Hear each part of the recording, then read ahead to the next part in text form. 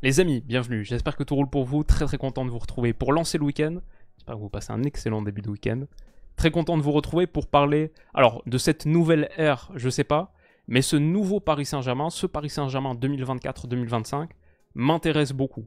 Et on va aussi avoir un mot pour l'United de Joshua Zirkzee, bon c'était en gros les deux matchs d'hier, la victoire de Paris au Havre 4-1, et United qui l'emporte à Old Trafford contre Fulham grâce à mon petit chouchou, ma petite pépite Joshua, déjà buteur, entré à l'heure de jeu, déjà buteur à la 87e, pour permettre aux Red Devils de gagner le premier match, le match inaugural de cette saison de PL.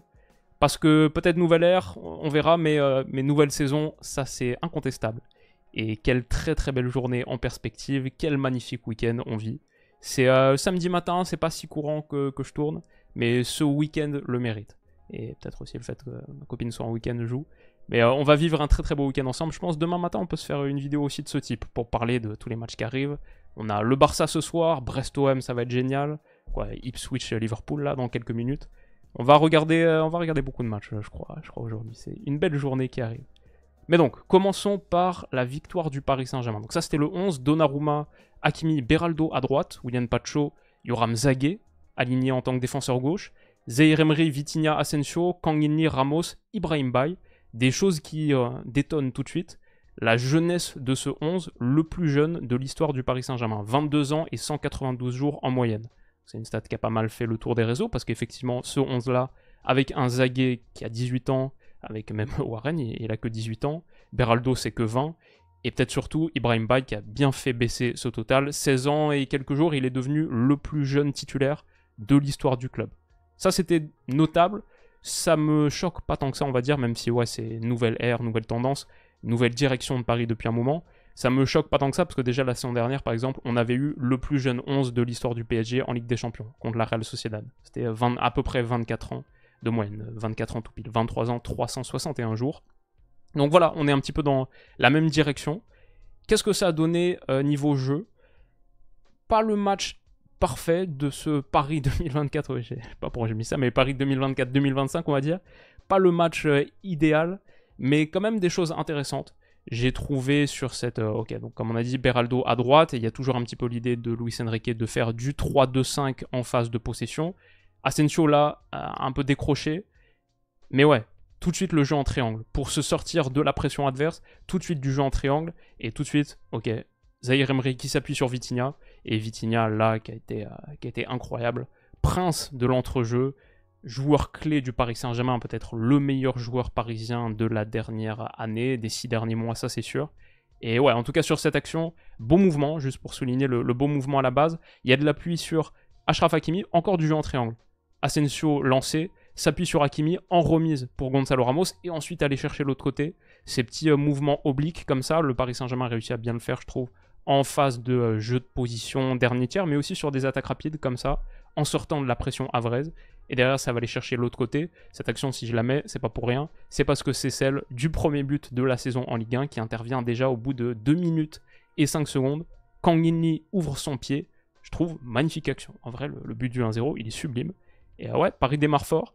Le but du 2-1 aussi, les deux buts les plus importants du match, j'ai trouvé pas mal du tout. La largeur bien utilisée. On voit aussi cette idée donc d'avoir les 3 centraux derrière, et après exploiter, avoir du monde un petit peu dans tous les couloirs de jeu. Mais regardez le positionnement de João Neves, qui a fait, je trouve, une très bonne entrée aussi.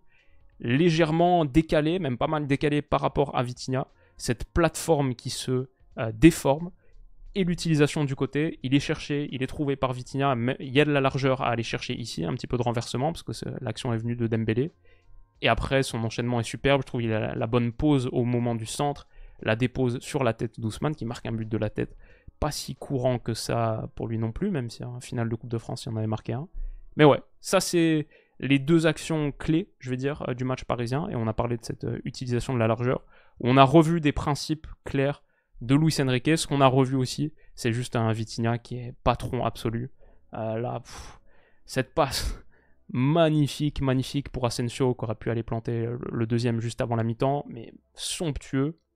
Aussi sur cette action, une attaque rapide, où il va les trouver autre côté comme ça, je crois que c'est encore une fois Asensio lancé dans la profondeur, et ça va revenir dans les pieds de Mbaye, qui a une belle occasion pour aller marquer le premier but de sa carrière, ça aurait été beau. Mais Arthur Desmas qui a fait un gros match dans les buts à vrai, sort une grosse parade. Ouais, on le voit encore une fois ici, cette idée d'avoir Vitinha en tant que meneur de jeu reculé, mais vraiment dictateur de l'organisation parisienne avec ballon, c'était très très clair. Encore une fois, un peu de 3-2-5 comme ça, avec les 5 couloirs de jeu, avec les 3 centraux derrière en protection.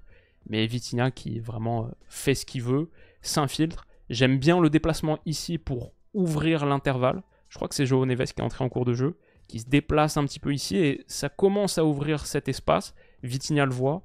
Il y a un intervalle qui peut être attaqué là et ce ballon il est magnifiquement filé dans le dos pour Asensio. Toute cette action est sublime, mais c'est aussi parce que Vitinha a la vision et la qualité technique pour exécuter ce genre de geste. Donc ouais, il a vraiment tiré les ficelles, il a réussi à peu près tout ce qu'il a entrepris, et je crois qu'il y a une stat assez folle qui est sortie sur le jeu long. Il a réussi 15 passes longues sur 15 tentées. C'est le premier joueur de l'histoire des 5 championnats majeurs à avoir un 100% de réussite. Non, pardon, depuis 3 saisons, donc peut-être que ces stats sont pas... C'est des stats récentes, on va dire. Mais ouais, essayons de la décrypter. Le premier milieu de terrain des 5 championnats majeurs a tenté plus 15 ou plus passes longues et a enregistré 100% de réussite sur les 3 dernières saisons. Un des rares moments, je trouve, où la stat de pourcentage de passes réussies est pertinent. Quand tu vois qu'il fait autant progresser le jeu et trouve autant de passes dernier tiers pertinentes, ouais, les avoir toutes réussies, avoir réussi autant de jeux longs, mi-longs comme ça, c'est la preuve de beaucoup de jeux progressifs. Et Vitinha ouais, a fait un top match, on n'a même pas besoin des stats pour le montrer, il a juste été très très fort. Ce que le Paris Saint-Germain a moins bien fait, et ça aussi c'est un petit peu dans la continuité, donc on est un peu moins nouvelle ère, là on est un petit peu à les problèmes classiques récurrents, c'est la défense des coups de pied arrêtés. Quand le Havre égalise, parce qu'au second poteau, Zaïre Emery défend mal, et parce qu'ensuite sur la remise axiale, il n'y a personne pour couper, Donnarumma c'est difficile pour lui d'intervenir, mais il n'est pas forcément irréprochable non plus, même si le fait que ça peut être coupé jusqu'au dernier moment, ça rend son job très difficile là-dessus. La défense des coups de pied arrêtés, on le sait, on l'a vu en Champions, les corners c'était le cas. Pour le PSG, c'est un vrai truc à travailler. Ça a encore été mis en lumière hier par le Havre. Mais sinon, ouais, juste la faculté du Paris Saint-Germain à aller chercher du renversement autre côté, cette fois par João Neves. Vitinha top, João Neves, je crois 2 passes décisives pour lui à la fin, si celle-là on la compte comme une passe D. Même si après Barcola a encore beaucoup de boulot à faire, et elle fait très bien, mais cette incursion-là, côté gauche, entre deux Havrais, la finition derrière, un peu à la Thierry Henry pour aller chercher plat du pied, enroulé, autre côté, magnifique but du 3-1. Ouais, j'ai trouvé qu'on a vu des choses un petit peu dans la lignée de la saison dernière, quoi. Le Vitinha, top niveau, 10 sur 10. Barcola qui, dès son entrée, a les jambes de feu, est capable de belles choses. Barco, la saison dernière, je pense que j'ai les chiffres ici, c'est mine de rien, pour, je trouve, un premier exercice vraiment intéressant. Mais c'était que 5 buts, toutes compétitions confondues, 4 en Ligue 1, 1 en Champions important, contre la Real Sociedad. Mais en Ligue 1, c'est surtout sur la fin voilà, qu'il commence à avoir du temps de jeu. Il en marque quand même 2 et plus une passe D sur les 4 dernières journées. 3 qu'il a joué en Ligue 1. Mais je pense cette saison, ouais, un Barcola qui montre là ce qu'il est en train de montrer, qui arrive avec les jambes de feu comme ça. Une saison à 12-15 buts en Ligue 1, c'est pourquoi pas. Et avec en plus son volume de passes décisives qui lui est toujours très intéressant. Ce qui est sûr, c'est que comme l'a dit... Où est-ce que c'est Ousmane Dembélé? Quels sont tes objectifs pour cette saison? On lui demandait à titre individuel. Il dit ça va être important de marquer des buts parce qu'on a perdu un joueur qui en marquait énormément. Ouais, c'est vrai. Aussi parce que le Paris Saint-Germain vient de perdre malheureusement sur blessure. Et ça, c'est le gros coup dur effectivement de la soirée. Gonzalo Ramos, blessé. Regardez la cheville là, comme ça tord. C'est pas du tout rassurant. Et Luis Enrique en conférence de presse a été assez pessimiste. Donc ça peut être... une grave blessure de la cheville, s'il y a torsion ligamentaire ou un truc significatif comme ça, c'est peut-être 3 mois d'absence. Mais je pense qu'un minimum d'1 mois, après je sais pas, on verra les examens, ça peut pas mal varier. Mais le PSG pour moi doit se préparer à jouer jusqu'à la prochaine trêve internationale sans Gonzalo Ramos au minimum. Et ça c'est pas ouf parce que le poste de 9 est vraiment le plus dépeuplé. Moi, j'étais très fan de garder Gonzalo Ramos, garder une approche pas trop d'ajout offensif avec le départ de Mbappé, Comme ça, tu peux vraiment l'exploiter au maximum, lui donner les 3000, 4000 minutes qui vont lui permettre de passer le prochain niveau. Et je trouvais qu'il montrait des choses intéressantes sur la fin de saison dernière. Mais si t'as plus Ramos, juste Kolo Muani, c'est pas suffisant. Asensio en faux neuf, pourquoi pas pour dépanner, mais long terme, c'est pas assez. En même temps, le problème, c'est qu'il y a ça. Mais est-ce que tu as vraiment envie de te précipiter là sur un neuf sur les dernières semaines du mercato, alors que peut-être Ramos revient dans 6 semaines et qu'il est... si tu prends, je dis une bêtise, un Victor Osimhen, là, comme on entend parler de temps en temps, même si je pense pas du tout que ce soit une bonne idée, bah peut-être tu brises le destin parisien de Ramos qui en fait est prêt à revenir dans même 2 mois, et tout déchirer sur les 80% de la saison quand même qui reste à jouer. Donc c'est une position pas évidente, je trouve, pour Paris. Je sais pas exactement comment ils vont la négocier. Je peux pas dire avec certitude que recruter soit la bonne opération. Mais bon, après Ramos, c'est aussi un gars qui a des blessures de temps en temps, même si celle-là, elle est vraiment pas de son fait. C'est de la malchance, quoi. C'est pas musculaire. On va voir. C'est une situation, je trouve, pas facile à négocier pour Paris. Et sinon, sur le match, je pense que c'est à peu près tout ce que je voulais dire. Simplement qu'au milieu de terrain, on a continué de voir des choses pertinentes. Vitinha, João Neves, même Zaïre Emery, trouver des espaces intéressants. Sur l'attaque rapide, je trouve ça toujours très très fort. Et Barcola, encore une fois impliqué dans le bon mouvement. Ça, c'est l'action qui va amener au penalty de Kolo Muani, qu'il provoque, qu'il transforme pour une victoire 4-1. On va dire net et sans bavure, mais ce serait oublié qu'à la 80e, il y avait encore un partout. Que le Havre a eu des occasions et même des buts refusés, 2. Ça n'a pas été un match parfait, loin de là. Mais pour une rencontre de reprise avec beaucoup de joueurs que tu fais entrer comme ça en cours de jeu, finalement, quand on regarde le 11 de départ, il n'y avait ni Ousmane Dembélé, ni Barcola, ni João Neves, qui a peut-être de quoi prendre progressivement une place de titulaire dans cet entrejeu. Bon, le Paris Saint-Germain, je pense, ça reste quand même bon an mal an. Un bon début de saison et prometteur. Ouais, je trouve vraiment assez intéressant ce qui est en train de se passer du côté de nos amis parisiens. Je pense que c'est à peu près tout ce que je voulais dire là-dessus. La suite va être intéressante aussi parce que ça reprend dès vendredi prochain, Montpellier. Mais après, il y a des matchs pas faciles, je trouve. Déplacement à Lille, Brest, un Européen, un club de Ligue des Champions. Reims, déplacement à Reims. Rennes, Nice, beaucoup d'Européens rencontrés sur les prochains. Et finalement, le classique à Marseille, c'est 27 octobre. Donc ouais, les prochains matchs en Ligue 1 pour Paris, ça attaque assez fort. Et ça va être très très intéressant de voir comment tout ça se développe. Voilà pour Paris. Pour United, ce qu'on peut dire maintenant, c'est United d'Eric Ten Hag qui est particulièrement ambitieux et qui se doit de l'être, parce que la saison dernière, c'est quand même assez désastreux. Finir à la 8e place, tu peux dire à 31 points de ton rival local, mais moi je dirais plus significativement à 22 points du top 3, parce qu'aller chercher City, ok, mais à 22 points du top 3, avec une différence de but négative, il y a beaucoup de choses à retaper du côté d'United, et c'est quand même un club qui se doit d'être tout en haut. Il n'y a aucun club en Angleterre, on peut le rappeler quand même, qui a remporté plus de titres de première division, 20 pour United. Liverpool est deuxième à 19, tout de suite derrière c'est Arsenal, City, mais c'est 13, 10. Voilà, ce club se doit d'être tout en haut, beaucoup plus proche en tout cas, et top 4 pour moi, avec non seulement ce déficit à combler, mais aussi les changements qui sont en train de se faire. L'état-major, Sky Sports l'a montré, 6 changements depuis l'arrivée de Ratcliffe. Avec le directeur sportif qui a changé, le chief executive, le directeur sportif, technical director, voilà, Dan Ashworth, que Gary Neville connaît bien, Jean-Claude Blanc aussi qui est arrivé en tant que chief executive. Donc ouais, ça bouge pas mal à United. Et sur ce marché estival, Lenny Yoro, Matthijs de Ligt, Joshua Zirkzee, Mazraoui, c'est pas fini je pense. Ça fait d'United pour l'instant le 3e club d'Europe qui a dépensé le plus, avec 164 millions.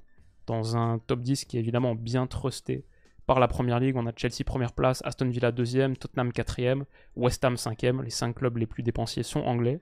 Mais sinon quoi, le Bayern, l'Atlético, l'OL qui est 8e, Brighton 9e, PSG 10e, Bournemouth 11e, on va parler d'une très grosse acquisition qu'ils ont fait en fin de vidéo. Mais voilà, ça c'est disons un petit peu la tête de cet United-là, qui pour autant peut pas compter sur 2 de ses plus grosses recrues. Lenny Yoro cet été, Rasmus Højlund l'été dernier. Ouais, c'est ça fait mal parce que en plus c'est des absences pour un moment. Et Erik ten Hag va devoir trouver une solution. Mais ce match contre Fulham, je l'ai trouvé assez intéressant.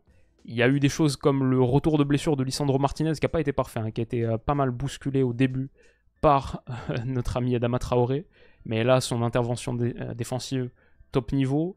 Et dans l'ensemble, pour un gars qui quand même la saison dernière, je crois, avait joué 11 matchs en PL, même pas 700 minutes, parce que 3 blessures différentes, au pied, au genou, et ensuite là, ouais, ça fait beaucoup, mais un Lisandro Martinez qui revient à très bon niveau, pour un Manchester United qui a sur cette position de défenseur central Lenny Yoro qui va revenir quand même à un moment, Matthijs de Ligt qui vient d'être pris, et Maguire qui a sorti un top match hier, qui est quasiment le meilleur mancunien hier, vraiment il a été excellent. C'est finalement 4, après on n'a pas parlé de Lindelof, de Johnny Evans, qui sont en dessous, mais ne serait-ce que ces 4-là, sur le papier, il n'y a pas beaucoup de clubs qui peuvent se targuer d'avoir un meilleur quatuor de défenseurs centraux. Donc une bonne base, je trouve, pour United. Et après, sur ce match, De Ligt est entré, mais c'est surtout l'entrée de Joshua Zirkzee qui a fait pencher la balance. Sur le but, il est impliqué dès le début, dans une position très Zirkzesque. Il fait partie de l'action dès l'initiation. Ce centre de Garnacho qui est repris, il n'est pas seulement, comme disait l'Athletic ce matin, il n'est pas seulement un facilitateur, il est aussi un finisseur. Et là, ce pied mis parfaitement pour couper le centre, pour permettre à United de l'emporter, 87e minute. Magnifique, bah, ça fait kiffer pour eux, ça fait kiffer pour lui, c'est un de mes joueurs préférés. Et un bon début en PL, quand on se souvient du début de Rasmus Højlund, qui a pris longtemps avant de trouver un petit peu son rythme, à la fin qui finit quand même avec une dizaine de buts. Donc ça va, mais c'est pas mal. Démarrer fort, démarrer vite, c'est important.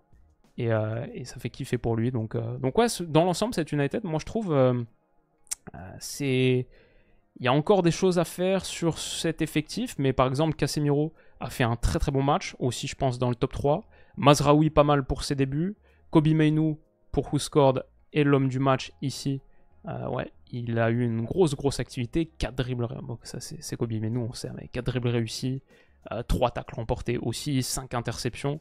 Franchement, ce milieu de terrain avec Kobbie Mainoo qui continue de prendre une dimension supplémentaire, ce tandem Casemiro-Mainoo, c'est vraiment pas mal.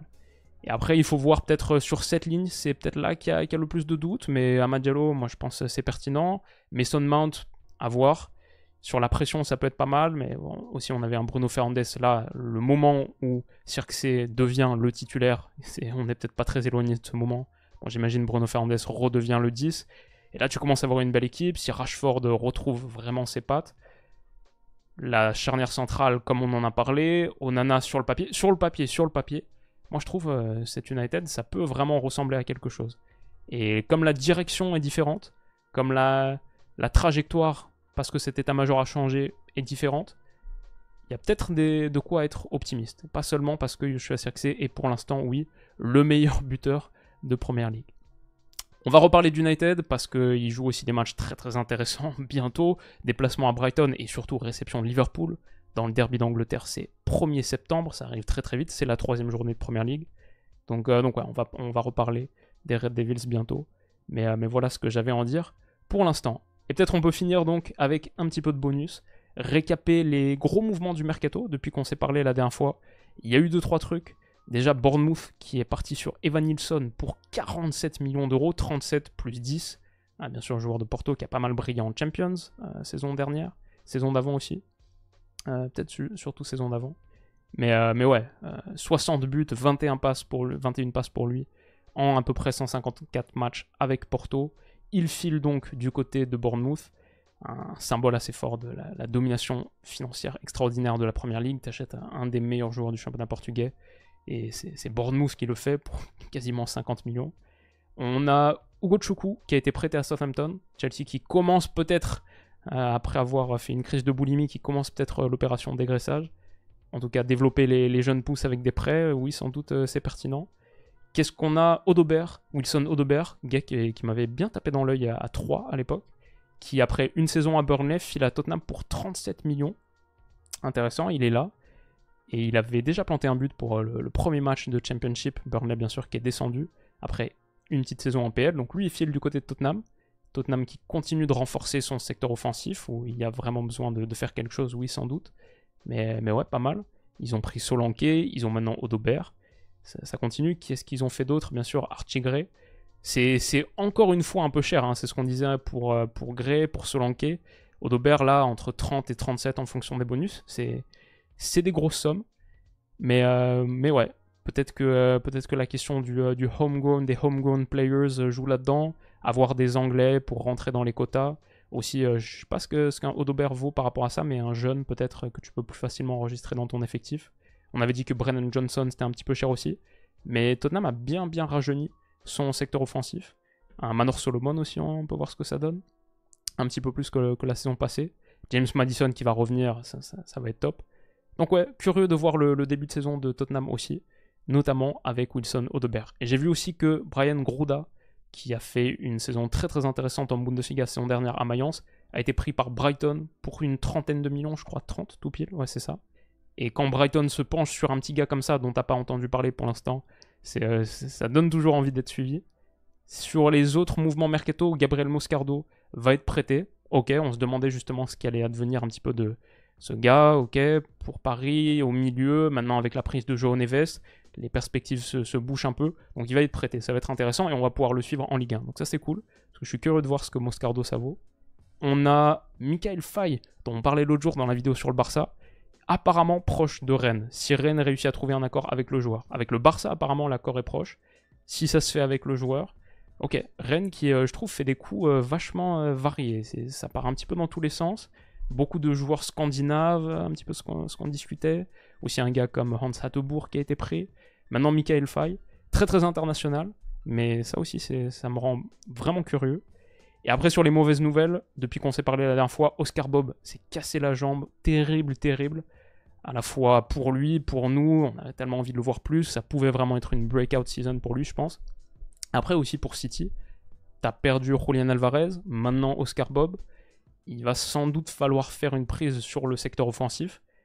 Même si le petit James McAtee, peut-être un cran plus bas, était intéressant l'autre jour sur le Community Shield. Mais ouais, ça c'est un petit peu la situation de City. Et bon, un bon rétablissement à lui, comme à Bradley Loco aussi, franchement terrible. Quelques grosses blessures, un peu déprimantes sur ce mercato estival pour démarrer la saison. Donc ouais, force à eux deux.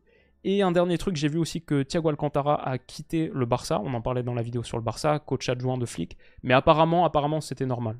Andy Flick a dit que normalement, il devait juste être là pendant l'intersaison. C'était un petit peu un stage, un court stage de formation d'entraîneur pour Thiago Alcantara. Si c'est le cas, ok, pas de souci. Si c'est une tentative de masquer quelque chose qui s'est pas très bien passé dans les rapports, là c'est plus inquiétant. Mais bon, je pense que c'est normal. On va faire confiance au discours. Et bonne chance à lui sur sa carrière d'entraîneur qui se dessine. Enfin, il nous reste à parler de la journée qui vient. Ipswich Town Liverpool, c'est dans 1h30 à l'heure où je m'enregistre. Ça, je vais le regarder, ça va être cool. Il y a Arsenal Wolves aussi, pas mal. Qu'est-ce qu'on a? West Ham Villa. Et demain, Chelsea City. Donc en PL, ça commence à chauffer. En Ligue 1, Brest OM, génial à 17h. Ça va être trop cool. Reims-Lille, pas mal non plus à 19h. Et Monaco-Saint-Étienne ce soir. Moi, j'attends bien sûr Rennes-Lyon demain 20h45 pour boucler cette première journée. Ça va être pas mal du tout. Et en Liga, Valence-Barça, comme on a dit, 21h30. J'aurai un œil là-dessus et je pense qu'on en parle demain dans la vidéo. Et on a aussi Leverkusen-Stuttgart, la Supercoupe. La Supercoupe d'Allemagne, donc un petit peu de partout. Il y a juste en Serie A, je trouve, où il y a moins d'affiches. C'est en gros Genoa-Inter pour reprendre aujourd'hui à 18h30 et AC Milan-Torino. Mais sinon, même sur cette première journée, pas de très gros match, je trouve. Lundi, entre la Juve de Thiago Motta et ce nouveau Com, là, ça peut être intéressant. Mais voilà un petit peu à quoi le paysage du foot européen ressemble. Et j'espère que cette vidéo du samedi matin vous aura plu. Nouvelle ère, petite innovation sur la chaîne. On se refera peut-être ça de temps en temps, quand j'aurai le temps. Prenez soin de vous les amis, passez un excellent week-end comme toujours, et on se dit à bientôt. Bisous.